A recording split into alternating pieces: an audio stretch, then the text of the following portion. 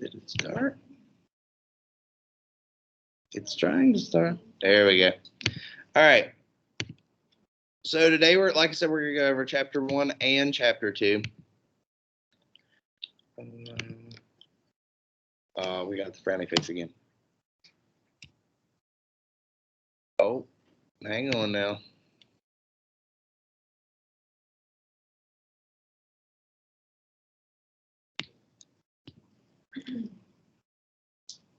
All right, we're just going to scroll through it like this. All right, so growing old in today's world, what are some of the demographics of aging? The population of older adults is increasing rapidly around the world.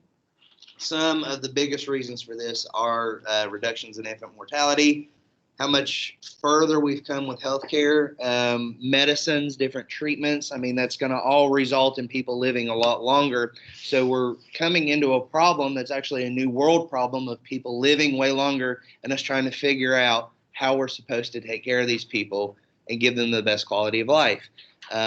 You'll hear a lot of people say, you know, they live to 110. And have you ever heard somebody say, I don't think I would ever even want to live that long? Have you heard people say that because they feel like you've said that you wouldn't want to live? What makes you feel like you wouldn't want to live to be 110? I don't know. Just experiencing, seeing people that old and if they're not in good health and just life is not. Yeah. So what could change your mind on something like that? Like how long you would want to live? I'm super rich. You're super rich. We're going to talk about being super rich today and being old.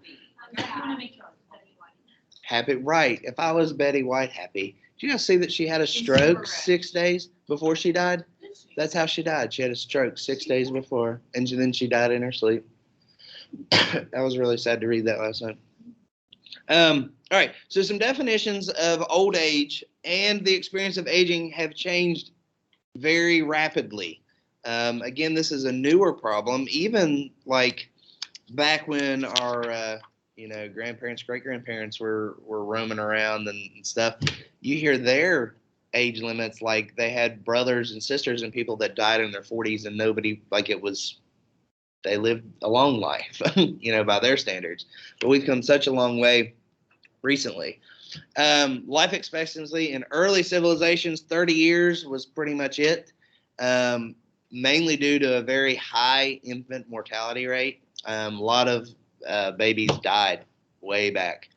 Life expectancy increased about 40 until 6000 BCE. These are all just stats out of your book, too, by the way. You need to know them. Not specifically, no. This is just conversation piece. In ancient Greece, Rome, Egypt, men who lived if they reached age 25, they normally made it to about roughly 48, in that range. Why do you think that reaching 25 was the goal? Think about some of these cultures. Training for war. They were always fighting, right? What's some other stuff that they did? Jennifer. And like when you think of Greece and Rome and Egypt, think of like a 20-year-old male. What do you think he is doing? Did you say All I can think of is like gladiator. gladiator fighting? Okay. But that's different than war. That's a cultural thing.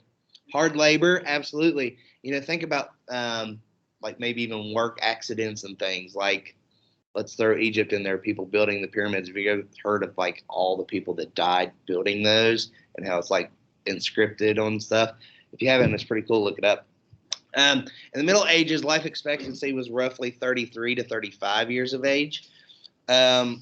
By the end of the Renaissance, it was pretty common to find people that lived to about 70 years old. But still, at the beginning of the 20th century, average life expectancy was about 45 to 49. Why did it go up and then down? It's not that the average. So there were lots. It wasn't uncommon to find people that were living into their 70s, but average was still low. In the United States in 2010, though, life expectancy for white women was 81. African American women was 78, white men was 76, and 62 for African American men. That was in 2010. Okay, that was the last update from your book. So I looked it up this morning, and it is much higher. What do you think the average life expectancy for African American men is now?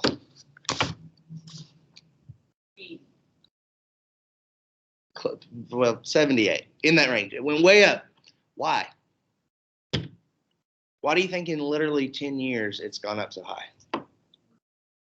More access to healthcare. They've become more aware, and our society has become more aware of the need for healthcare in these different cultures. Last semester we talked a little bit about how African American culture has less trust of healthcare providers and how it's harder to get in and stuff like that. That's starting to break down. So life expectancy has gone way up. It's right on par now with white men, and women is just a little higher, but it's still roughly 2 to 3 years in that range. It's not much. All right, so the impact of economic circumstances and gender. What does wealth have to do with living longer? If you have more money, how does it make you live longer, Maggie?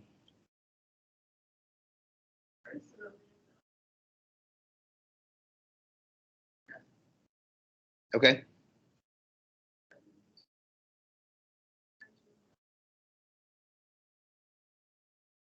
Right. That's a different one I hadn't thought of. Stresses for sure. That's a more stress-free lifestyle. Okay. What about like healthcare and healthcare bills? You often find yourself like, oh, I don't want to do that because my out-of-pocket cost is going to be $300. I'll just put it off. If somebody has plenty of money, they're just not even going to worry about it. They'll just write it off and be done. What about like an adequate diet? You think of somebody who is on like a minimum wage kind of style life, dollar menu is the saving grace, right? But if you have plenty of money, you might even have like a chef, or not even to that extent, just somebody who is very wealthy and has access to go buy fresh fruits, fresh vegetables. Those things are way more expensive than going to buy like a bag of Doritos or something like that. You don't know? Not like anymore. You don't think so? Okay. Yeah. Frozen veggies are, yeah.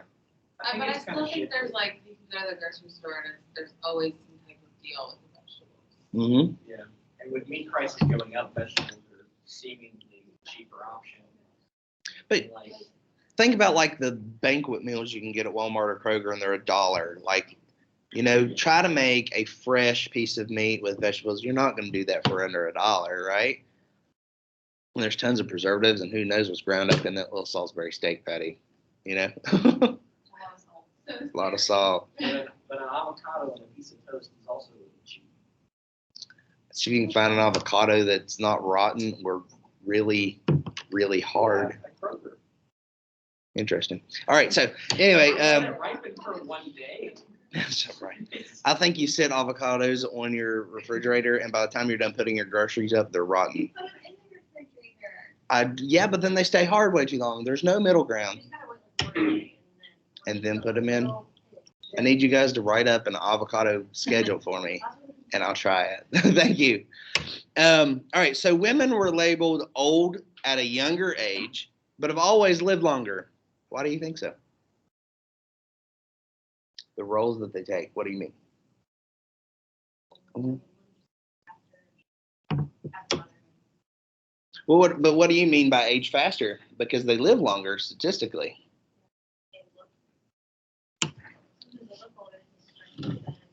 Okay. Yeah. Okay. What about, what's another opinion here? Menopause? After, they reach menopause, maybe then they're seen as old? Less reckless. Huh? Typically less reckless. Less reckless? Okay. But also, didn't they, I know this is, but like in the past, women or men used to have a longer expectancy, right? Because women died during childbirth. I've never, yes, women died at childbirth, you're right, but it wasn't, like life expectancy wasn't on you dying from childbirth. It was life expectancy from if you didn't die from. Does that make sense? That's like an outlier. You always hear about women dying in childbirth, which was a thing, but it wasn't like when you say change life expectancy. I mean, you're talking a majority of people. Something has to happen. Remember when we talked about last semester when the plague hit, and that was the first time in drop in population. Life expectancy also dropped. Then they're not going to war. That's another reason that women live longer. Yeah. So do you think that as we're moving, forward in society and those roles are starting to change a lot, do you think life expectancy will even out? I mean, it's pretty close anyway. Like I said, about 3 years. But do you think that's going to become even more even, like within a year, or we're just expecting about the same?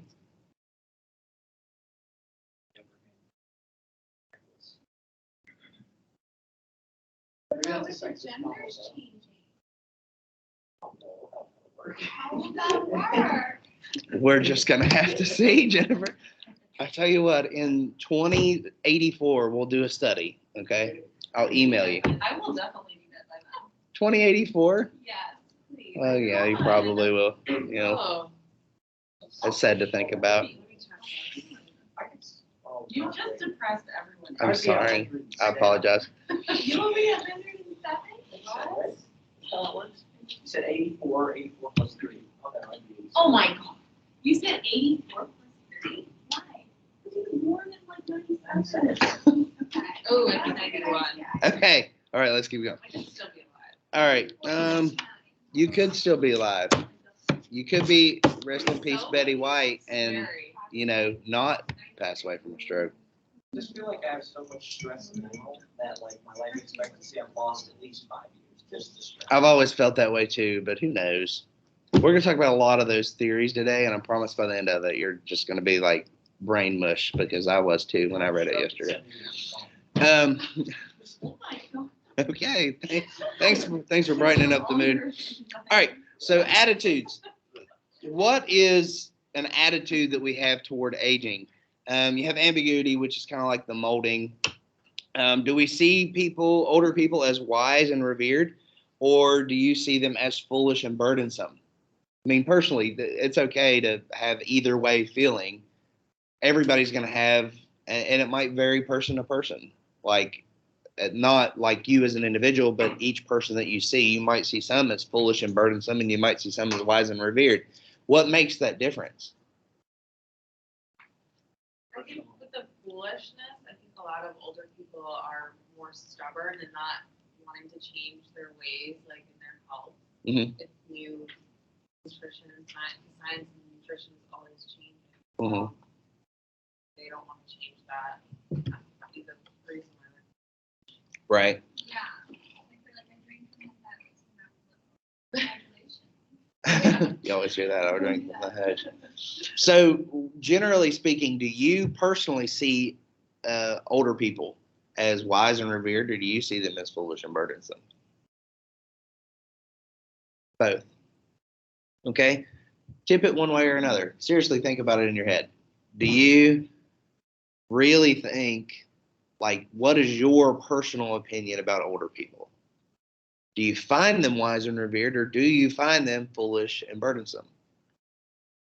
You walk in as a new practitioner to a skilled nursing facility, and you have all these patients, that are over the age of 70, 80, some 90, some 100. Do you find them as wise and revered, like as a respect aspect, or do you find them foolish and burdensome?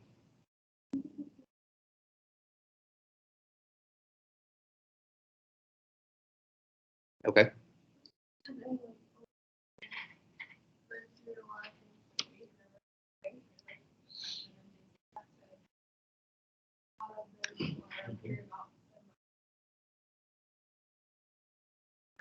Well,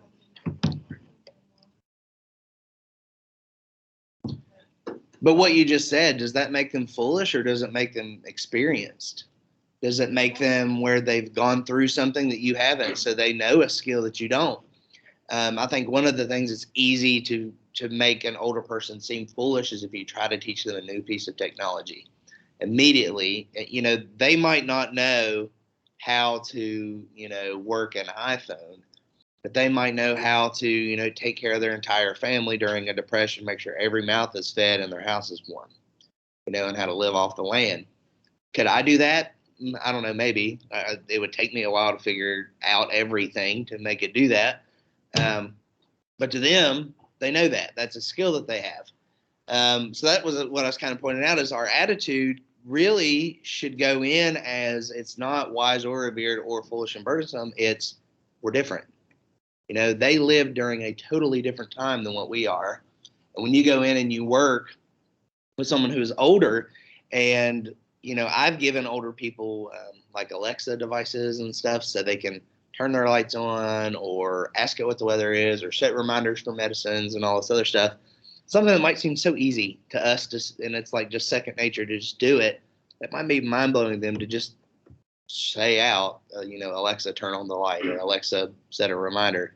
You got to be very patient. So it's not that they're foolish, and you don't see them as wise or revered in that situation, but they're just different. It's a different set of, it's a different person.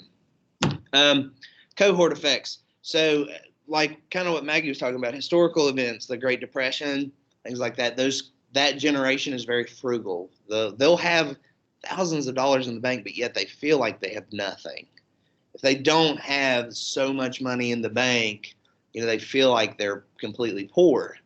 Or if they don't have this much amount of food stored up in their cabinet with, either canning or going to the grocery store, then they feel like they have nothing.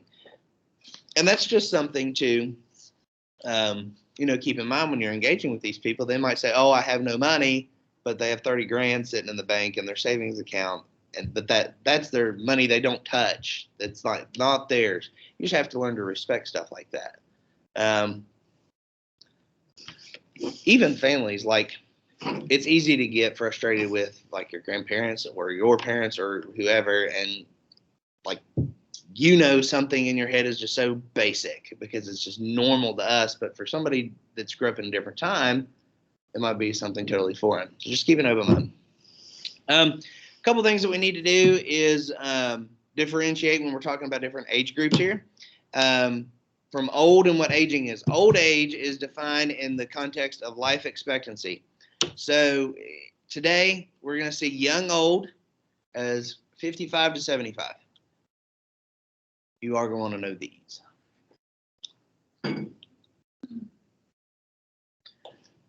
Middle old is about 76 to 85. And oldest old is anything over 85. I feel like this is most definitely going to change. I think it's going to be young old is like 65 to 75, and middle old all the way up to probably, I think oldest old, my grandma's 87, but I don't think of her as oldest old. She's still as independent as she could be. Oldest old. All right, so some physical environment stuff. Where somebody lives, their neighborhood, all the different characteristics of their house. These things can really determine how well somebody ages, and how well they're able to age at home or stay in their house longer. I've told you guys many times that I'm a big proponent of single level housing because you can only go up those stairs so long. And if your goal is to live in your house your entire life, everything you need should at least be on the bottom floor with no steps. There comes a point where you can't do steps anymore. Sociocultural environment is the cultural factors. Is your culture of heavy drinking? That could lead to a lower life expectancy. Or if smoking is huge in your culture, that could be something. Public policy. Do you have access to health care later, earlier, that kind of stuff. And then the individual characteristics and experience. Maybe it's not your culture to, drink with every meal, but maybe you choose to drink with every meal or smoke a cigarette after every meal or smoke 2 packs a day, those kind of things. Yeah. So the physical environment, we needed to find a couple of those. What is rural? Maggie.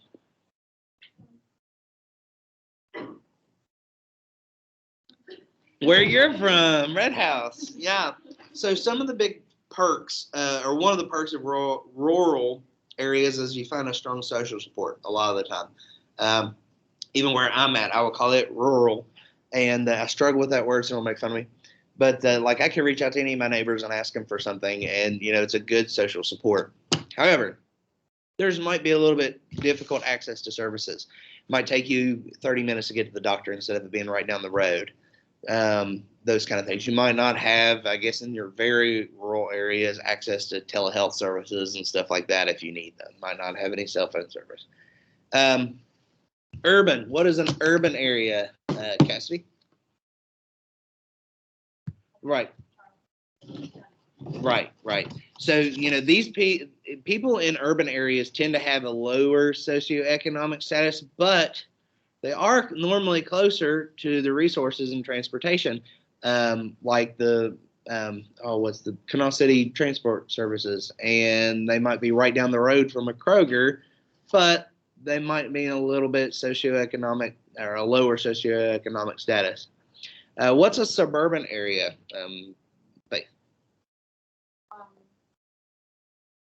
Like middle class areas, neighborhood. Right. It's a little bit. It's not quite in the city. It's like kind of upper areas. What can you think of a local area you would think of as a suburban area?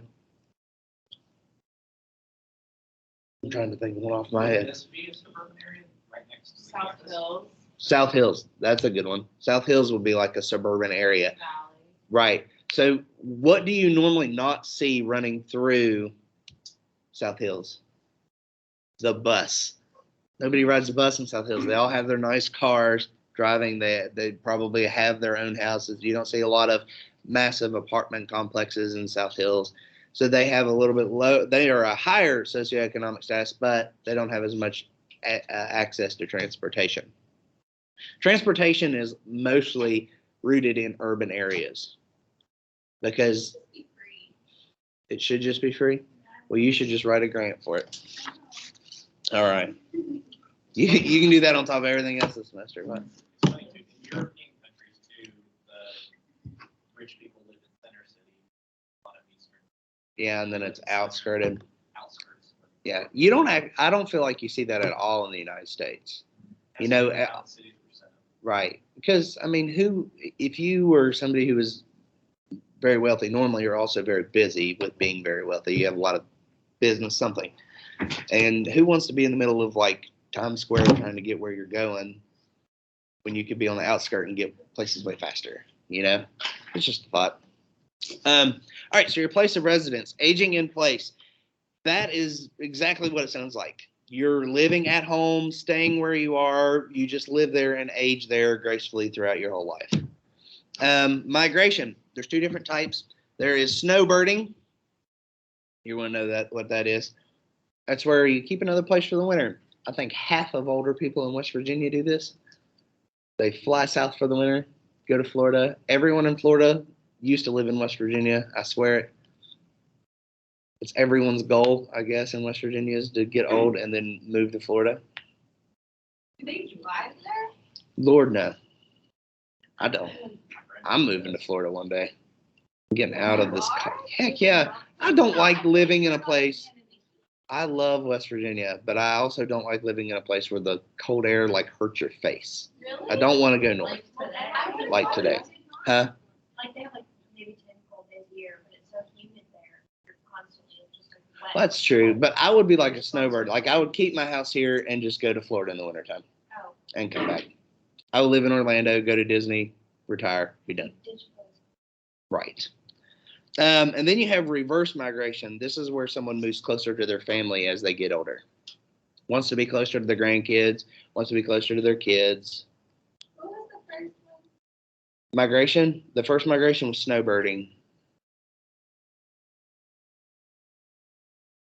Homelessness, that's another, you think about place of residence, homelessness has to be thrown in there. Someone is homeless, clearly they don't have access to, a lot of the basic hygiene needs older people do.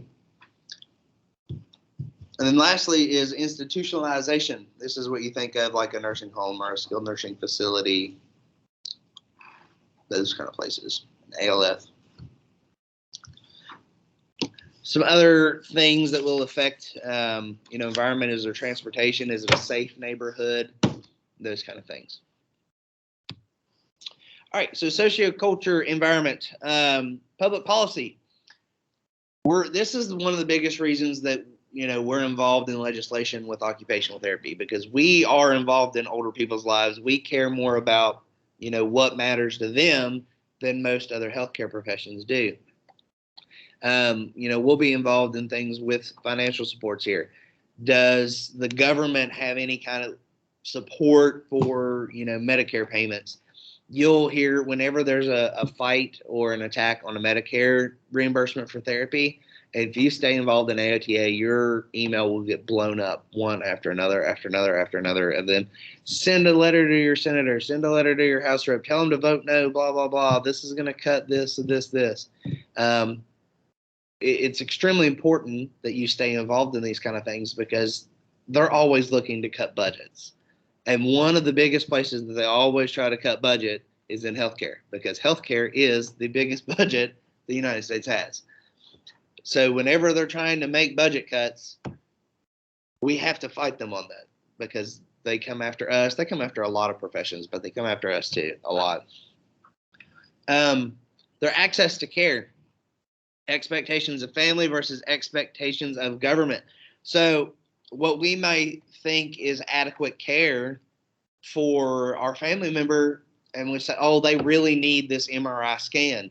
You ever heard when somebody tries to get an MRI, they have to do an X-ray first? That has to be clear. Then they got to do a CAT scan. That goes through first. Then they get through an MRI. Finally get to where they need to go. But they should have just done the first one to begin with, because we know that that's the one that would have told us from the beginning. Well, that's true across a lot of different things. What you may think a family member may need, they need 150 days in a skilled nursing facility, but Medicare is only going to pay 100 before they start chipping into your personal money. There's different expectations there, and having access to that care takes advocacy. It's all about public policy. That 100-day rule is extremely important when you think about skilled nursing facilities. Each person kind of differs, though, on other services like home health care. All that kind of changes right all the time. And then financing care.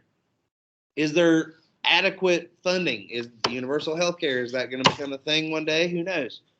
And then do they have money themselves to pay for health care out of pocket? All right, individual characteristics. You have genetic factors. Many disorders of late life have a genetic component. One thing that I want you guys to really remember here is aging is unique to the individual. There's not a normal kind of aging process that we're going to really talk about. We're talking about normalcy of aging, like dementia is not a normal part of aging. That's not normal. We're going to talk a lot about that throughout the semester. But aging is unique. For me, aging is unique to Jennifer. Aging is unique to Cassidy. Everybody is going to age and have a different perception of their own age in society as they're aging differently. If someone has a positive outlook on aging, like they're not afraid of aging, not afraid of dying, they're going to keep living, that has a huge impact on like their ADLs. If somebody is got that independent personality, like I don't want my family to take care of me, I want to, be able to do everything that I can, for as long as I can. Those people are going to have much better outcomes. And I promise when you get out into practice, you're going to see that. The people that are positive, the people that want to change, the people that want to get better have much better outcomes. Now, they don't always get better just because they want to, but a majority of the time, you get much better outcomes. So it's all about the individual, all about them. You throw in the culture, you throw in socioeconomic status, that all builds up to who the individual is and what their outlook is on aging. Okay? The impact of gender, just another few little statistics for you. Women statistically live longer. Women are more likely to be labeled as frail or to be disabled later in life. There's a difference, in career and work trajectories. If it was a woman who decided to be a construction worker and work a hard labor job for her whole life, her life expectancy is going to be lower than, a male who had good health, worked an office job, didn't beat up on his body. But generally speaking, the career and work trajectories will throw those off, but generally speaking, women do live longer. Women are more likely to live in poverty. One reason, I think the statistic will change the later as we go, because a lot of women were relying on pensions and things like that, retirements from their husbands when they passed away. And some places, this isn't true for everywhere, but like coal miners and stuff, some of them lost their pensions when their husbands died. They didn't get that money continual. Some unions and things that gave out pensions keep that going, like UMWA, the big one in West Virginia. If your husband passed away or whoever worked in the coal mine, you got the pension when they passed away. A lot of places didn't. And they didn't have jobs or a retirement of their own, so they were more likely to live in poverty. It is sad. It's very sad. But a lot of people in West Virginia are in that boat, that their significant other had passed away and that was their income. They didn't have it. They never had a job. They were, a homemaker. They never had a source of income. They just get picked up on Medicaid? Yep. And, well, sometimes it depends on their age. If they can qualify, they'll qualify for Medicare. Oh, yeah. Yeah. But it just depends. It just depends. So you can have both. Yeah. So, all right. All right. So socioeconomic status. Some of the factors are lack of awareness of risky behaviors, poverty, lack of access or use of resources. And then some protective factors like a stable marriage, presence of adult children, expectations for longevity. That's that kind of outlook on life. I'm going to live to be 100. Maybe it has a positive outlook on helping you live to be 100. A stable marriage, and then the presence of adult children being around to help take care of you in your older age. All of this is going to impact how well you age. Lastly, we're going to talk about positive aging. Positive aging is not only having a good outlook, but avoiding things like disease, avoiding, having to live in poverty, avoiding, dangerous situations, things like that. But not only, being safe, but living your life and enjoying your life. Staying positive about, I may be in my 70s, but that doesn't mean I can't go out and, have a night out on the town with my friends or something, those kind of things. Staying involved in living is a huge part of positive aging. Okay? Any questions on chapter 1? We good? Do you want to take a short couple minute break before we go to chapter 2? This is the theory chapter I was talking about. Yes. Okay. Let's take a quick 5-minute break. Okay. Down the hallway to the right. Yeah. How's that?